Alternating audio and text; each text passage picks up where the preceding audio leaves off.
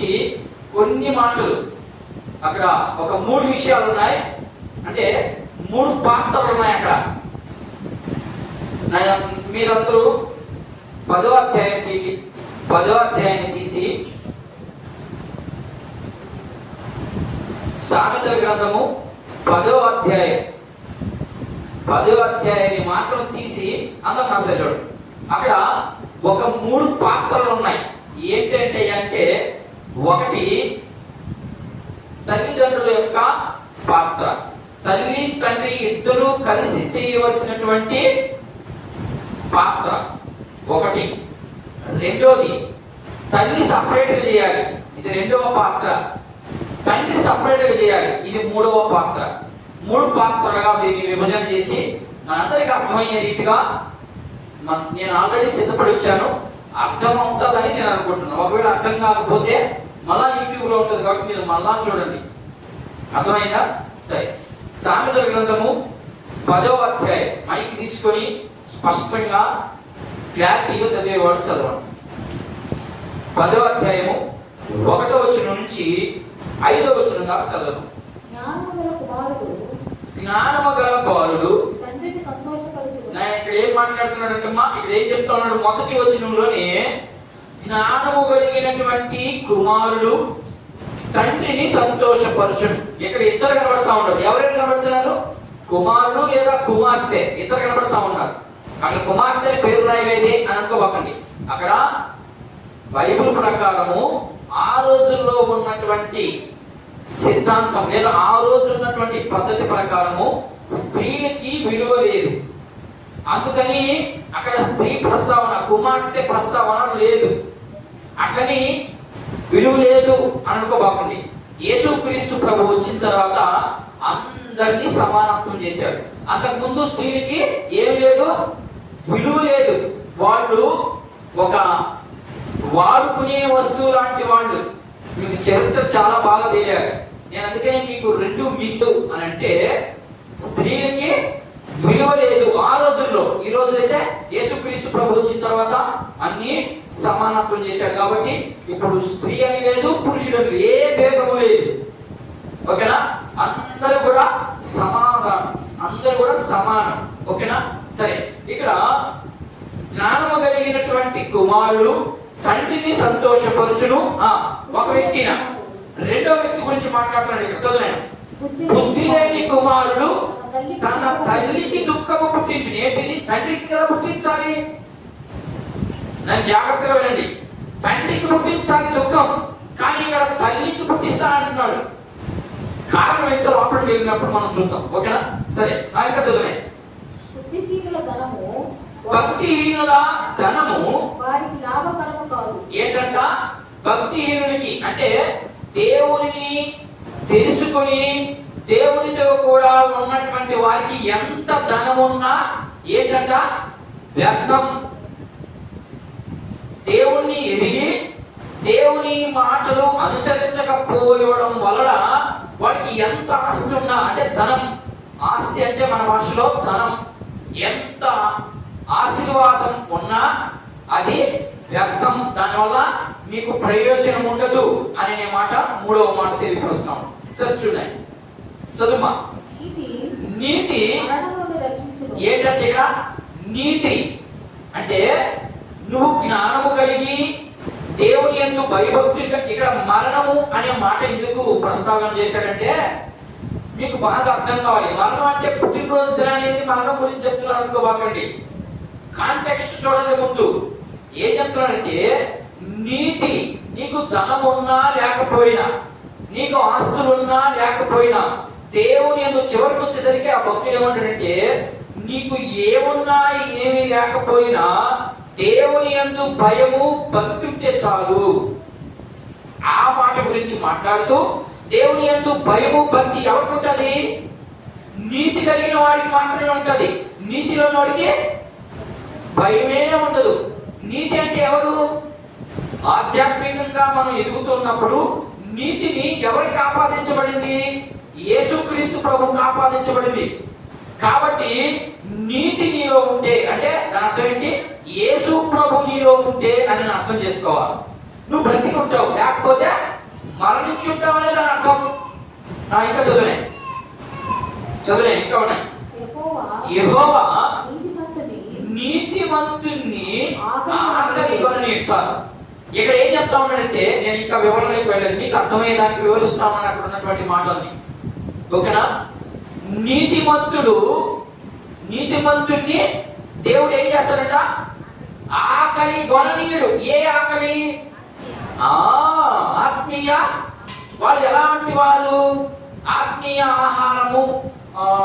ఆత్మీయ ఆహారము సమృద్ధిగా తిరగలిగిన వాడు ఎవడు? ఎవరుమా? నీతిమంతుడేనా? అట్లా అనుకుంటే మీరందరూ నీతిమంతులు కాదా? ప్రశ్న వేసుకోండి. నీతిమంతుడికి ఏమవుతుందంట? ఆకలి కొననీయుడు అన్నాడు. నీతిమంతుడు ఎవరు? ఈ లోకంలో నీతిమంతుడు ఎవరు? యేసు ప్రభు ఒక్కడే. ఆయనకి ఆకలే లేదు. ఏ ఆకలి లేదు? శారీరక సంబంధమైనటువంటి ఆకలి లేదు ఆయనకి. మీరు మిస్అండర్స్టాండింగ్ చేసుకోబాకండి. ఆయనకి ఆత్మ సంబంధమైనటువంటి ఆకలే ఉంది. ఒక సందర్భాన్ని మీకు గుర్తు చేస్తాను. యేసు ప్రభు దగ్గరికి చాలా మంది వచ్చి ఆయన ప్రసంగం చేస్తూ ఉన్నప్పుడు 3 దినాలు అయిపోయింది. 3 దినాలు అయిపోయిన తర్వాత అందరూ మంచి ఆకలితో ఉన్నారు. ఈ 3 దినాలు ఏం తెలియదంటాడు. మరి మనం యేసు ప్రభు దగ్గరికి మనం కూడా వస్తున్నాం కదా. 1 గంటకే మనం ఎన్ని భంగిమలు వేస్తామో. భంగిమ అంటే అర్థమమ్మా తెలుసా? భంగిమ అంటే తెలుసు, ఆయన ఎవరు తెలీదా? భంగిమ అంటే అర్థం ఏంటమ్మా? ఆశ అంటే కూర్చోవడం. ఒక ఆమె కాళ్ళు చాపుకుంటుంది, ఒక ఆమె కాళ్ళు లాక్కుంటుంది, ఒక ఆమె ఇట్లంటది. అది భంగిమ అంటే. దేవుని సన్నిధికి వచ్చేటప్పుడు ప్రసంగి గ్రంథంలో ఒక మాట ఉంటుంది 5వ అధ్యాయంలో. ఏమంటుందంటే 12వ వచనం అనుకుంటు. చూడండి ఒకసారి. ప్రసంగి గ్రంథము 5వ అధ్యాయము 12వ వచనంలో ఉంటుంది ఈ మాట. నీవు దేవుని మందిరమునకు పోవునప్పుడు ఏంటంట? నీ ప్రవర్తనంతా చూసుకోవాలి ముందు. ఎక్కడ చూసుకోవాలి? దేవుని మందిరం. అంటే అక్కడ ఏం చెప్తున్నాడంటే భక్తుడు, నీవు అంటే దేవుని మందిరానికి పోయేటప్పుడు, పొయ్యి కాదు, నువ్వు దేవుని మందిరానికి పోయేటప్పుడే ముందు ఏం చేసుకోవాలంట? నీ ప్రవర్తన అంతటిని ఒక్కసారి పరిశీలన చేసుకొని అప్పుడు వెళ్ళు.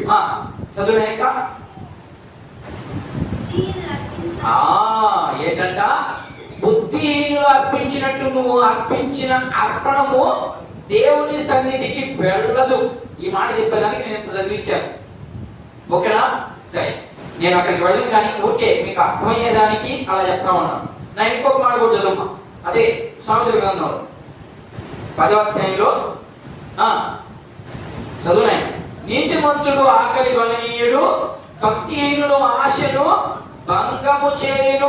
నువ్వు ఎంత భక్తి చేసినా ఆడకపోతామే, అంటే నింపింది ఇది అర్థమైందా? అలాంటి వారికి ఏముండదో? ధనం ఉండదు, నిలవని ఇవ్వడు దేవుడు. కావాలంటే మీరు హబక్కు గ్రంథం చదవండి, యోవేలు గ్రంథం చదవండి, అక్కడ ఉంది. మనం నూతన సంవత్సరం రోజు చూద్దాం ఆ ప్రసంగాన్ని. ఓకేనా? సరే, ఇంకా చూడండి 4వ వచనం చదువుమా. బద్ధకముగా పని అట్లని మంచి ఇంట్లో పడుకోమని కదా దాని అర్థం. ఇక్కడ కూడా చెప్పేశాడు. ఏం చెప్తా ఉన్నాడు? భక్తిహీనులు అర్పించినట్లుగా నువ్వు అర్పించొద్దు. నీ అర్పణ ఎక్కడికి వెళ్ళదు? దేవుని దగ్గరికి వెళ్ళదు.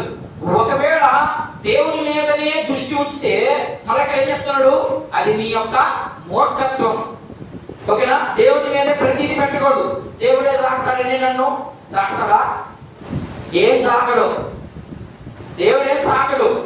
ఎవరు సాగుతాడు? ప్రతి విషయములో దేవుని యందు భయభక్తులు కలిగి, ప్రతి విషయములో. బైబుల్లో ఎవ్వరు లేరు, ఒక్కరు కూడా లేరు, ఒక యేసు ప్రభు తప్ప ఇంకా ఒక్కరు కూడా అలా బ్రతికినోడు ఎవరు లేరు. మనం ఖచ్చితంగా ఏం చేయాలంట? వెంటనే చెప్తున్నాడు. నేను ఇంకా పాఠంలోకి వెళ్ళక ముందు ఇంట్రడక్షన్ గా చెప్తా ఉన్నాను. వెంటనే ఏం చెప్తున్నాడు? ఏమ్మా చదువు, నేనమ్మా చదువు. బద్ధకముగా పనిచేయవాడు దరిద్రుడగును. ఏం చేయాలంటాడు? బద్ధకంగా. ఓకేనా? బద్ధకంగా అంటే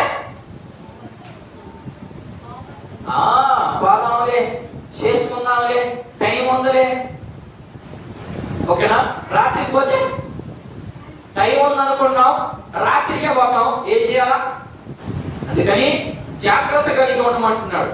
నేను అవన్నీ చెప్పను, మీకు ఉదాహరణకి మీరు ఎట్లా చదవరు కాబట్టి నేను కొంత వివరిస్తున్నాను. సరే, 4వ వచనం చూడండి. 4వ వచనం, బద్ధకముగా పనిచేయవాడు దరిద్రుడును, శ్రద్ధ గలవాడు ఐశ్వర్యవంతుడుగును. శ్రద్ధగా పని చేసుకోవాలి. ఏ పనైనా, అది ఏ పనైనా శ్రద్ధగా చేసినప్పుడు మాత్రమే అది ఆధ్యాత్మికమైనటువంటి పని కానీ శరీర సంబంధమైనటువంటి పని కానీ శ్రద్ధ పెట్టాలి. ముందు దాని మీద కాన్సన్ట్రేషన్ పెట్టాలి.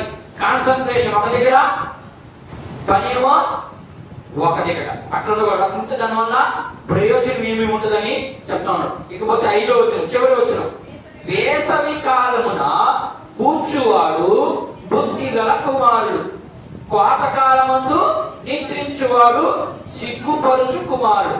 ఎంతమంది ఏమేమి చెప్తా ఉన్నాడు ఇక్కడ? చాలా విషయాలు చెప్పాడు. నేను ఇవన్నీ చెప్పేదానికి టైం కుదరదు కాబట్టి ఒక 3 పాత్రలు, వీటిల్లో 3 పాత్రలు నేను చెప్పి నేను వివరిస్తాను. అది 1వ వచనంలో 3 పాత్రలు కనబడతా ఉన్నాయి. ఇక్కడ ఏమేమి కనబడుతున్నాయి ఒకసారి వాళ్ళకి జ్ఞాపకం చేయనా? నేను 1వ వచనంలో 3 విషయాలు కనబడతా ఉన్నాయి. ఆ 3 విషయాన్ని నేను మీకు తెలియపరుస్తాను. ఇక్కడ ఏం కనబడుతున్నాడు? ఒకడు కుమారుడు కనబడతా ఉన్నాడు. మొదటిగా కుమారుడు కనబడతా ఉన్నాడు, లేదా కుమార్తె కనబడతా ఉంది. రెండోది ఇక్కడ ఏం మళ్ళా కనబడుతున్నాడు? ఒక వ్యక్తి కనబడుతున్నాడు, కుమారుడు కనబడుతున్నాడు, తండ్రి కనబడుతున్నాడు, వెంటనే తల్లి కూడా కనబడతాం. చదువు అమ్మాట కూడా చదువు. బుద్ధి లేని కుమారుడు తన తల్లికి దుఃఖము పుట్టించును. 3 విషయాలు కనబడతా ఉన్నాయి. ఈ 3 విషయాన్ని నేను త్వరగా మీకు అర్థమయ్యేదని చెప్తున్నా. ఇవి ఎవరు రాశారు? ఈ మాటలన్నీ ఎవరో చెప్తే వినేటోళ్ళం మనం. వింటామా? ఎవరైనా చెప్తే వింటామా? ఏ వినం. మనకు పరిశుద్ధ గ్రంథమైనటువంటి బైబిల్ అంటే దేవుడు మనకి ఇచ్చినటువంటి ఈ గ్రంథంలో నుండి ఏ మాట అయినా మనకే ఆపాదించుకోవాలి. ఇది గుర్తుపెట్టుకోండి. ఏ మాట అయినా కూడా మనకే. అది ఎవరితో మాట్లాడినా సరే మనం నేర్చుకోవడానికి ఇక్కడికి వచ్చాం కాబట్టి, నేర్చుకోవడానికంటే దేవుడితో కూడా ఉండడానికి మనం ఇక్కడికి వచ్చాం కాబట్టి మనం ఖచ్చితంగా ప్రతి మాటలో నుంచి మనం అర్థం చేసుకోవాల్సింది ఉంది, కొంత నేర్చుకోవాల్సింది ఉంది, కొంత వదిలిపెట్టేది కూడా ఉంది. అట్లనే బైబిల్లో ఉన్నవన్నీ మనం స్వీకరించడానికి సాధ్యపడదు. కొన్ని వదిలేసుకోవాలి, కొన్ని తెచ్చుకోవాలి. అర్థమైందా? కొన్ని మానుకోవాలి, కొన్ని విడిచిపెట్టాలి. ఇది చాలా ఉన్నాయి విషయాలు. కాబట్టి ఇక్కడ 3 విషయాలు నేను తెలియపరుస్తాను. మొదటిగా తల్లిదండ్రుల యొక్క బాధ్యతను జ్ఞాపకం చేస్తా ఉన్నాడు. ఇక్కడ కుమారులు బాగా జీవించాలి లోకంలో అంటే ముందుగా తల్లిదండ్రుల యొక్క బాధ్యత ఏంటి అనేది మనకు సొలొమోను భక్తుడు చాలా అద్భుతంగా చెప్పాడు. సొలొమోను గురించి మీకు రాజుల మొదటి గ్రంథంలో చాలా విషయాలు ఉన్నాయి. ఆయన మహా గొప్ప జ్ఞాని.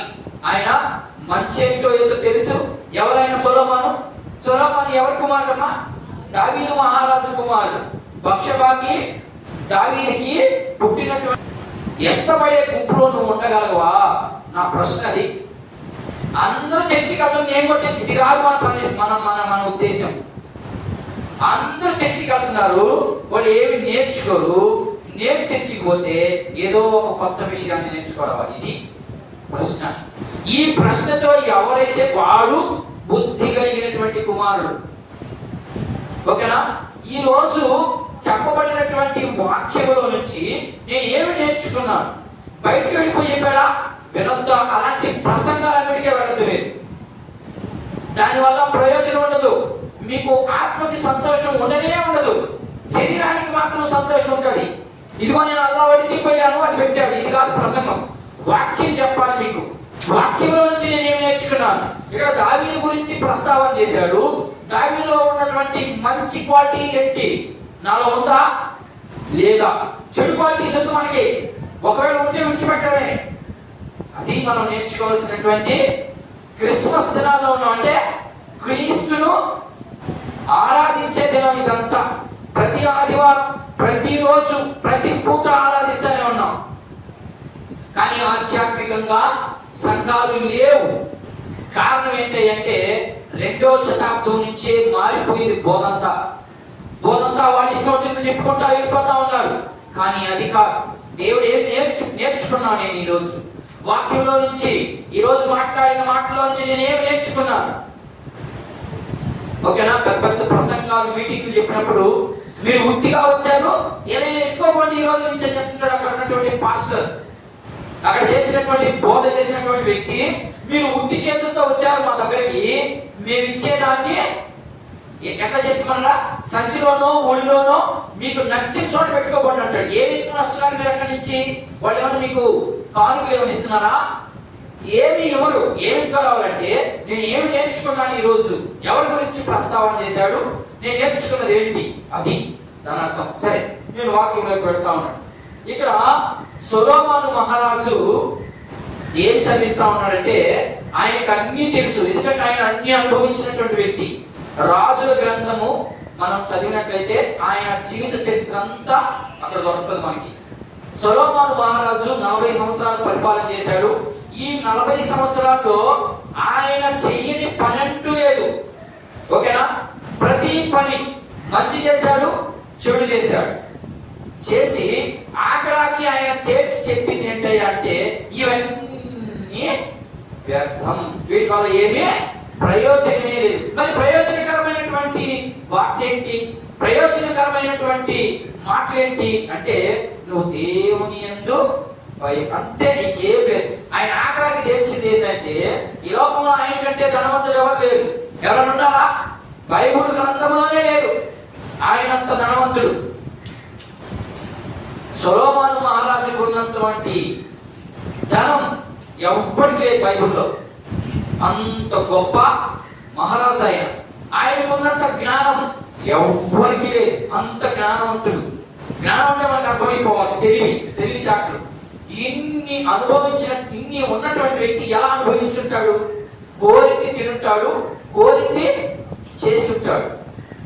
ఓకేనా? ఇన్ని చేసిన వ్యక్తి ఆఖరాకి చివరికి తెచ్చినటువంటి మ్యాటర్ ఏంటయ్యా శేషం అంటే దానివల్ల ప్రయోజనం లేదు. చాలా మంది సర్వసాధారణంగా మనం పుట్టినరోజు సందర్భంగా కొంచెం వాక్యం చెప్పుకున్నాం కాబట్టి, ఉదాహరణకి తల్లిదండ్రులిద్దరికి ఏముంటది కోరిక? నా కుమారుడు లేదా నా కుమార్తె అందరికంటే బాగా ఉండాలి, అందంగా ఉండాలి, అన్నీ కూడా నా కుమార్తెకే ఉండాలి లేదా నా కుమారుడికే ఉండాలి అని అనుకుంటారు. ఇది లోకంలో ప్రతి ఒక్కరికి ఉండాల్సినటువంటి ఆలోచన. ఇది మంచిదే, ఇది నేను తప్పని నేను చెప్పను. రెండవదిగా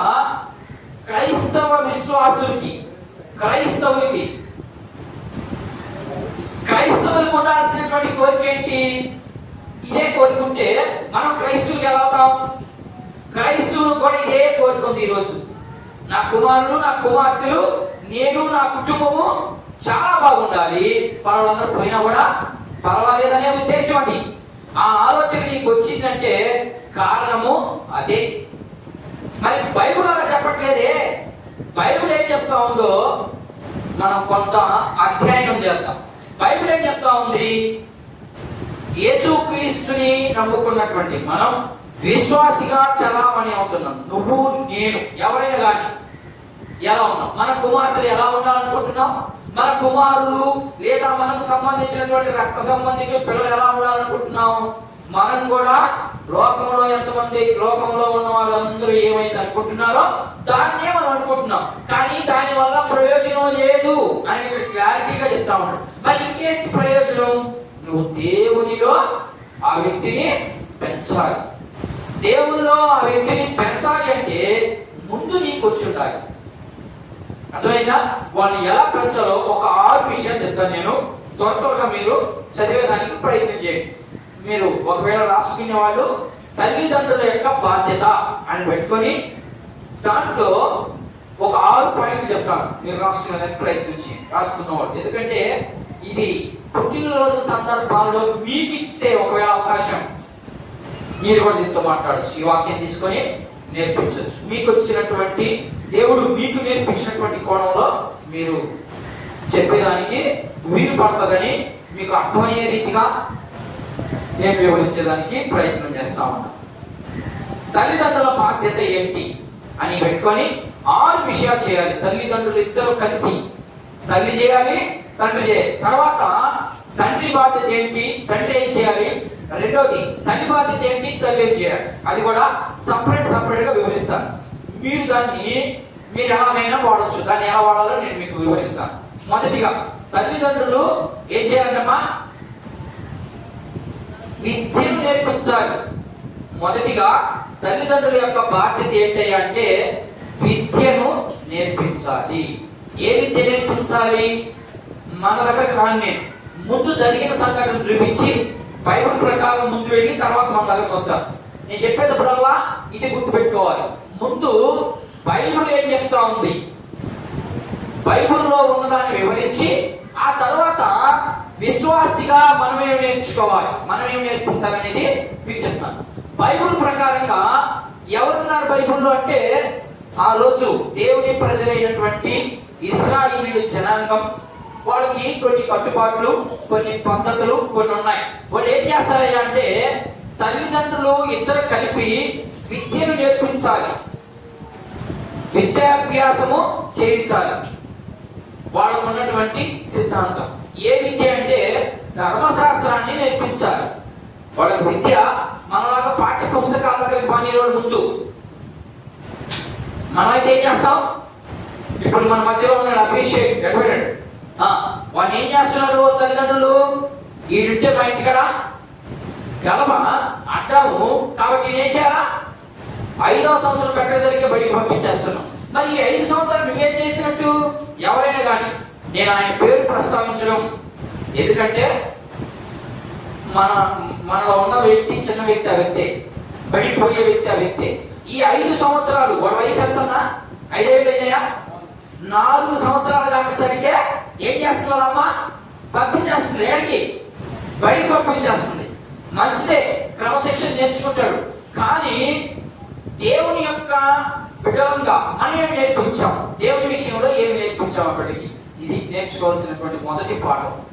4వ సంవత్సరం అంతేనా, 3 నుంచి లేదా 3 నుంచి వస్తాయి. 3వ సంవత్సరం నుంచి తల్లి ఏం చేస్తుంది, తండ్రి ఏం చేస్తున్నాడు, ఇది ప్రశ్న. తల్లిదండ్రులు ఏం చేయాలంటే ఇప్పుడైతే సెల్ ఫోన్ ఇచ్చేస్తున్నారు. ఎందుకని మీరు చూసుకోండి, మా పాటి మేము పనులు చేసుకోండి కాదు. తల్లిదండ్రులు ఏం చేయాలంటే ధర్మశాస్త్రాన్ని నేర్పించేవాడు ఆ రోజుల్లో. మరి ఈ రోజు సెల్ ఫోన్ నేర్పిస్తా ఉన్నావు నువ్వే. తల్లిదండ్రులుగా మీరే నేర్పిస్తా ఉన్నారు వాళ్ళకి సెల్ ఫోన్లు పిల్లలకి ఇవ్వద్దు. దానివల్ల ఏమేమి జరుగుతుందో ఇప్పుడు తెలియదు, ఫ్యూచర్లో తెలుస్తుంది. వాడు పెరిగి పెద్ద అవుతా ఉంటారు చూడు, జాగ్రత్తగా ఉండాలి. అయితే బైబిల్ ప్రకారం ఏం చేయాలంటే తల్లిదండ్రుల బాధ్యత ధర్మశాస్త్రంలో ఉన్నటువంటి విషయాన్ని నేర్పించాలి వాళ్ళకి. మనమైతే ధర్మశాస్త్రంలో ఉన్నటువంటి విషయాన్ని నేర్పించబడలేదు. మనం ఏమి నేర్పించాలి అంటే వాళ్ళకి బైబిల్లో ఎన్ని పుస్తకాలు ఉన్నాయి, అవి ఏ పుస్తకం ఎవరు రాశారు, ఎప్పుడు రాయబడింది, ఇవన్నా నేర్పించేదానికి ప్రయత్నం చేయాలి. ఓకేనా? ఇది మొదటిగా బైబిల్లో ఉన్నదాన్ని వాళ్ళు అలా నేర్పించారు. విశ్వాసిగా నువ్వు కూడా నేర్పించాల్సినటువంటి విషయాలు. ఇప్పుడు ఈ రెండింటి విషయాల్లో ఒక 6 విషయాలు ఉంది. ఈ రెండింటిని కలిపి మొదటిది ఏం చేయాలంట, విద్యను అభ్యసించాలి. సామెతల గ్రంథం, విద్యను అభ్యసిస్తే ఏమొస్తుంది అమ్మా, విద్యను అభ్యసిస్తే బడికి వెళ్తే వస్తుందా జ్ఞానం? బడికి వెళ్ళిపోతే ఏం చేస్తారు, పడుకోబెడతారు, మెదడు గుంచుతారు అంతే. మీ దగ్గరేమో గుంచేస్తారు, వాళ్ళు మాత్రం పడుకోబెడతారు. ఎప్పుడు నాకు పడుకోబెడతారు వాడిని, కనీసం వాడికి 5 సంవత్సరాలు పూర్తిగా అయిపోతేనే వాడికి మనం చెప్పేది అర్థం చేసుకోవాలి, లేకపోతే అర్థం చేసుకోవాలి. చూద్దాం సామెతల గ్రంథము ఏం చెప్తా ఉన్నాడు చూద్దాం. 1వ అధ్యాయం. విశ్వాసి ఏమి నేర్పిస్తే జ్ఞానం వస్తుందో అక్కడ క్లారిటీగా రాసిన చూడండి. సామెతల గ్రంథము 1వ అధ్యాయం 8వ వచనాన్ని మొదటిగా మనం చదువు. చూడండి. నా కుమారుడా, నీ తండ్రి ఉపదేశమును ఆలకింపు, నీ తల్లి చెప్పు బోధను త్రోసివేయకము. తల్లి తండ్రి ఇక్కడ ఇద్దరు కనబడుతూ ఉన్నారు. ఇద్దరు పాత్రలు చూపించి నీ తండ్రి మాట ఏం చెప్తుందో తృణీకరించొద్దు, అలాగని నీ తల్లి యొక్క బోధను అంటే మీ తల్లి చెప్పినటువంటి మాటలను మన భాషలోకి వస్తే దాన్ని కూడా మీరు నెగ్లెక్ట్ చేయబాకండి. చేస్తే ఏమవుతుంది? బుద్ధి లేనివాడు అయిపోతాడు. చేస్తే ఏమొస్తుందో ఇక్కడ 8వ వచనంలో రాయబడి చూద్దాం. నేను 8 చదువుమా, నా కుమార్ 4 చదువుమా. ఇప్పుడు చదివా కదా, 8 చదివు. ఏం చెప్పాడు అక్కడ? తల్లి తండ్రి ఇద్దరు మాట వినండి, మీకు ఏమొస్తుంది అని చెప్పాడు మా 8వ వచనంలో. నీ తల్లి చెప్పు బోధను తోసివేయకపోతే ఏమొస్తుంది? 4వ వచనం. జ్ఞానము లేని వారికి బుద్ధి కలిగించుటకును వివేచనము పుట్టించుట.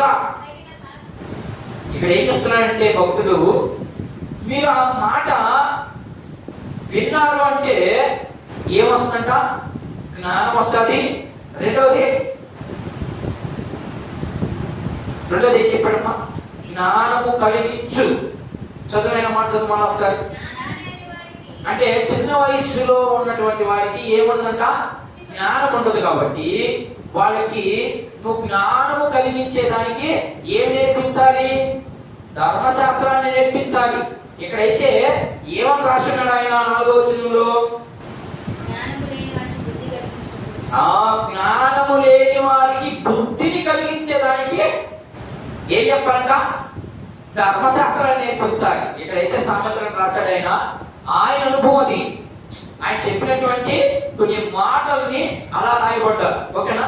ఇది మొదటిగా తల్లిదండ్రులు ఇద్దరు ఏం చేయాలంట? అవి చేయాలి. రెండోదిగా ద్వితీయోపదేశం. అప్పుడు ఏమవుతాడు బిడ్డ? నువ్వు బుద్ధి కలిగించే మాటలు చెప్తా ఉన్నప్పుడు బిడ్డ ఏమవుతాడు? ఏమి నేర్పించాలో అక్కడ రాయబడింది. ద్వితీయోపదేశ కాండం చూద్దామే. ద్వితీయోపదేశ కాండము 6వ అధ్యాయం చూడండి. త్వరగా నేను ముగించడానికి ప్రయత్నం చేస్తాను. 6వ అధ్యాయం 4 నుంచి 8 వచనం చదవండి. టక్క చదవాలి. ఇశ్రాయేలు వినుము, మీ దేవుడైన యెహోవా అద్వితీయుడగు యెహోవా నీ పూర్ణ హృదయముతోను, నీ పూర్ణ ఆత్మతోను, నీ పూర్ణ శక్తితోను నీ దేవుడైన యెహోవాను ప్రేమింపవలెను. ఇంకా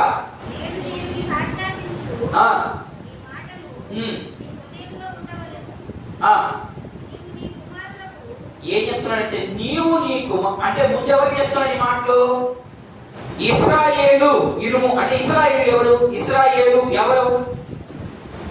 ఇశ్రాయేలు అనే పేరు ఎవరికి పెట్టబడింది? యాకోబు పెట్టబడింది. మరి యాకోబుకి చెప్తున్నాడు ఇప్పుడు. అంటే ఇప్పుడు ఎవరికి చెప్తున్నారు? తండ్రికి చెప్తున్నాడు, తల్లికి చెప్తున్నాడు ఈ మాటని. తల్లి తండ్రి ముందు ఇవి నేర్చుకొని ఆ తర్వాత వచ్చేసరికి 5వ వచనం కాడికి వచ్చేసరికి ఏం చెప్తున్నాడు? నీ కుమారులకి లేదా నీ కుమార్తెలకి ఏం చెప్పమని చెప్పినాయి? చదువుమా. నీవు నీ కుమారులకును వాటిని నేర్పించి నీ ఇంట కూర్చున్నప్పుడు, నీవు త్రోవలో నడిచేటప్పుడు, నువ్వు పడుకునేటప్పుడును, లేచినప్పుడును ఏం చేయాలంట? మన ఇంకా ఏం మాట్లాడతాం? మనం అర్థం చేసుకుందామా. ఇక్కడ ఆగం. తల్లిదండ్రులు ఇద్దరికి చాలా విషయాలు ఉన్నాయి. నేను ఇక్కడ ఈ భాగాన్ని ఆపుతాను, ఇంకొక భాగానికి వెళ్తాను. చాలా విషయాలు ఉన్నాయి, మీకు రెఫరెన్స్ చెప్తాను, ఇంటికి కొంచెం చదువుకోండి. ఓకేనా? తల్లి తండ్రి ఇద్దరు కలిసి ఏం చెప్పారంటే వాళ్ళకి, మొదటిగా నీ ఇంట కూర్చున్నప్పుడును, కూర్చుంటే టీవీ పెట్టేస్తే నేను అంటున్నారా? ఏం చెప్తున్నారు ఇక్కడ భక్తులు? మీరు నీ ఇంట కూర్చున్నప్పుడు,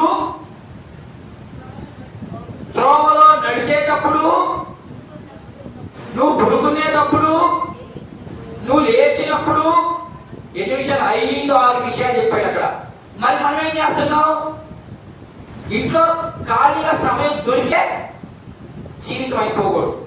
దాంట్లో మనం ఎంత నేర్చుకునేదానికి మాత్రమే, చెడు కార్యాలు పక్కన పెట్టేదానికి లేదా చెడు కార్యాలు నేర్చుకునేదానికి కాదు. అది ఏం చెప్తున్నాడు భక్తుడు? నువ్వు కూర్చున్నప్పుడు అదే ధ్యానంలో ఉండాలి, నువ్వు లేచినప్పుడు అదే ధ్యానంలో ఉండాలి. కానీ మనం ఏం చేస్తున్నాం? వాడు అడ్డామని ఏం చేస్తున్నాం? సెల్ ఫోన్ ఇచ్చేస్తున్నాం, లేదా టీవీ పెట్టేస్తున్నాం. ఇలాంటప్పుడు వాడు ఏమి నేర్చుకుంటాడు? వాడు ఆధ్యాత్మికంగా ఎలా పెరగలడు అనే విషయాన్ని మనం అర్థం చేసుకోవాలి. మనం ఏమి నేర్పిస్తున్నాం, మనం పరిశీలన చేసుకున్నాం. ప్రతి ఒక్కరికి ఇది మీకు నాకు కూడా. అట్లని బోధించేటప్పుడు నాకేం లేదనుకోబాకండి, ముందు నాకు తర్వాత మీకు. అర్థమైందా? ప్రతి ఒక్కరు కూడా ఇలాగే ఉన్నావా? టీవీ పెట్టేస్తున్నావా? వాళ్ళకి సపోర్ట్ చేయడం వల్ల మనం ఏమని కాసేపే కదా రోజంతా చూస్తున్నాం. ఏమా ఈ ప్రోత్సాహం ఉండకూడదు. దానివల్ల ఇప్పుడేమవుదు, వయసు పైబడే కొద్దీ వాడి జీవితం మారిపోతా ఉంటుంది. అదే నువ్వు మొదట్లోనే దేవుని క్రమంలో నడిపిస్తే సామాన్యంగా వాడు లోకంలోకి వెళ్ళేదానికి వీలు పడదు. సరే, ఇంకొక మాట చూద్దాం. చదువుమా, ఇంకా చదువు. 8వ వచనం దాకా చదువుమా. ద్వితీయోపదేశకాండం 6:4-8 దాకా చదువునే. చదివేసే అయిపోయిందా? ద్వితీయోపదేశకాండము 6వ అధ్యాయం. నేడు నేను నీకు ఆజ్ఞాపించిన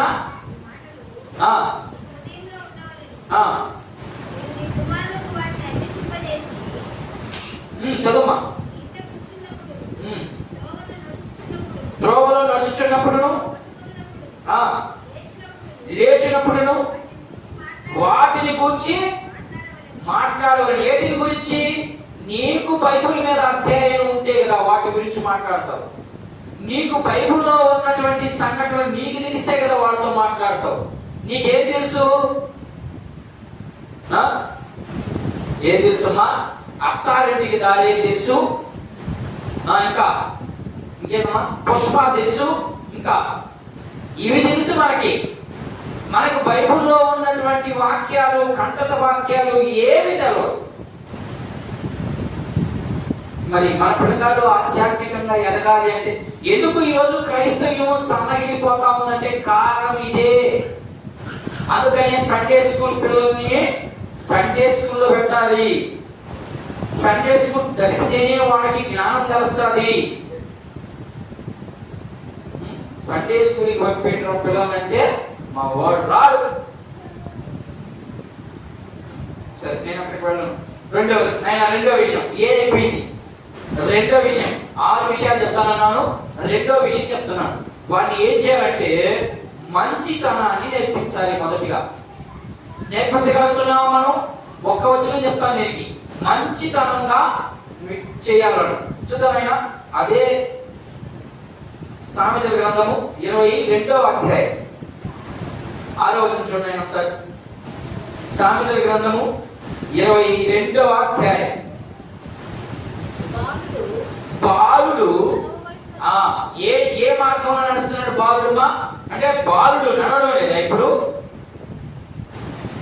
బాలుడు నడవవలసినటువంటి త్రోవలోనే నడవాలి, ఎటువంటి నడవకూడదు. అంటే సిమెంట్ రోడ్డు మీద దాని అర్థం. ఆయన మీరు అట్లా అర్థం చేసుకోబాకండి. నడవవలసినటువంటి మార్గం ఒకటి. ఏంటి ఆ మార్గం? యేసుక్రీస్తు చెప్పినటువంటి మాటల మార్గం అని చెప్పాడు. ఏ మార్గంలో నడవమన్నాడు? ఏ మార్గంలో నడవమన్నాడు? లోకంలో ఉన్నటువంటి అన్ని మార్గాల్లో నడవమన్నాడా? నా మార్గంలోనే నడవచ్చదని. బాలుడు నడవవలసినటువంటి త్రోవల వారికి నేర్పుము, వారు పెద్దవాడైనప్పుడు. పెద్దవాడు అన్నప్పుడు ఫుట్నోట్లో ఏమి రాయబడింది? వృద్ధుడు. వృద్ధుడు అంటే ముసలి ప్రాయం అని అర్థం. ఏనాయనా మీకు హిబ్రూ భాషలోకి వెళ్ళాలి వెంటనే, లేదా గ్రీకు భాషలోకి వెళ్ళాలి. గ్రీకు భాషలో ఏ మాటకి ఏమర్థం ఉంది? పెద్దవాడైనప్పుడు అంటే 18 సంవత్సరాల వయసు వచ్చినప్పుడు అని అర్థం.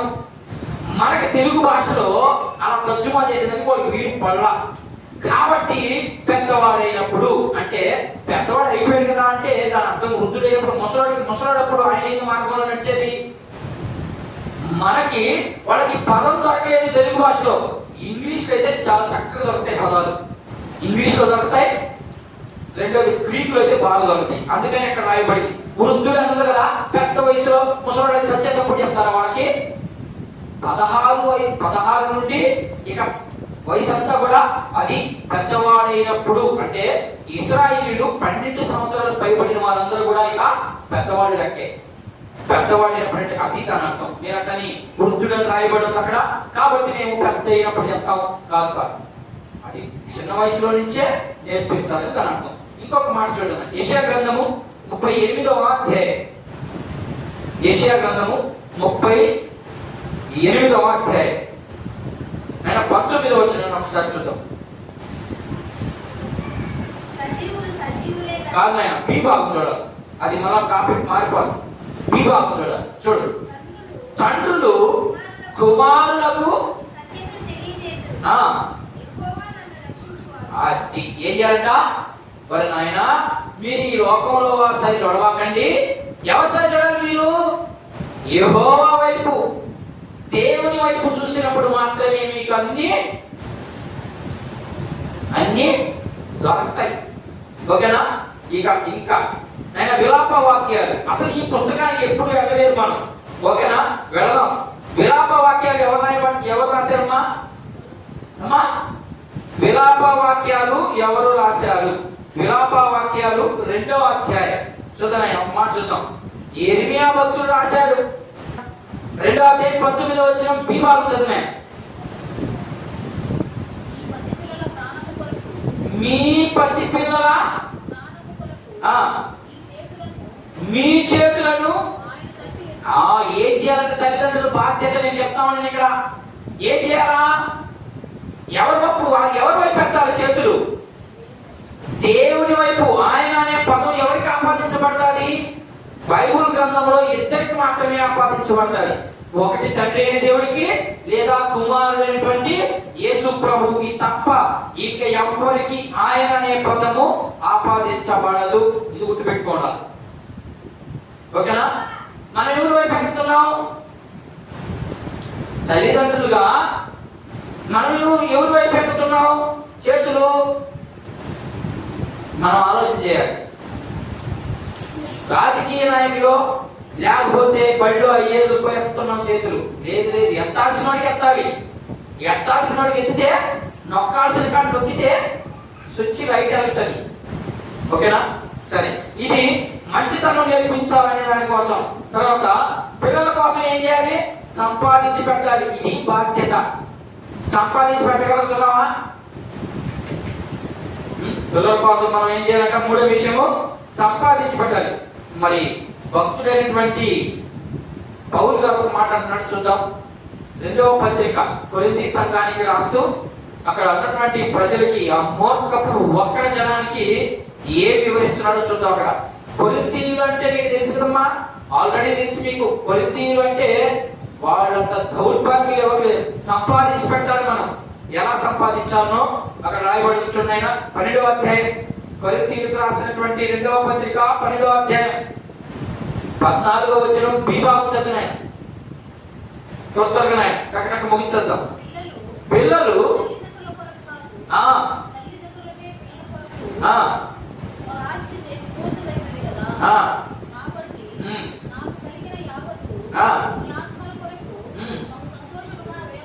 అది ఏం చేస్తున్నారంట? తల్లిదండ్రుల కోసము సంపాదించి పెట్టాలి. ఏం సంపాదించి పెట్టమని ఇక్కడ అర్థం? ఆస్తులు సంపాదించమని కాదు ఇక్కడ అర్థం. ఆధ్యాత్మికమైనటువంటి జీవితాన్ని నేర్పించడమే సంపాదనకి. మనం బైబిల్లోకి వెళితే ఈ లోక సంబంధమైనటువంటిది మనకి ఎంత కావాలనో అంత ప్రభు చేకూరుస్తాడు, సమకూరుస్తాడు. ఎప్పుడు? ఆయన ఆజ్ఞల ప్రకారం నడిచినప్పుడు మాత్రమే అవన్నీ సెట్ అవుతాయి. లేకపోతే సెట్ కావు. ఒకవేళ అయినా అవి శాశ్వతంగా ఉండవు. అర్థమైందా? యోహాను పత్రికలో మనం ఆల్రెడీ చూస్తాం 2వ అధ్యాయంలో. అవి తండ్రి వల్ల పుట్టినవి కావయి. ఎప్పుడైతే అవ్వని మోసపోయి